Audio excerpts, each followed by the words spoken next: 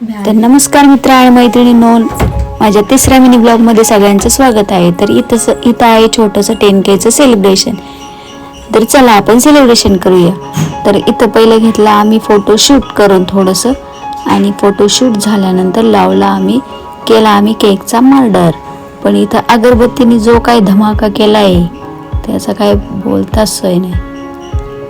इथं मी नाचते थोडीशी आणि केक भरवा. तर हे आले आहेत इंस्टाग्रामचे करता धरते, यांनीच आम्हाला नादाला लावलं, पण आम्ही पण नाद पूर्णच केलेला आहे.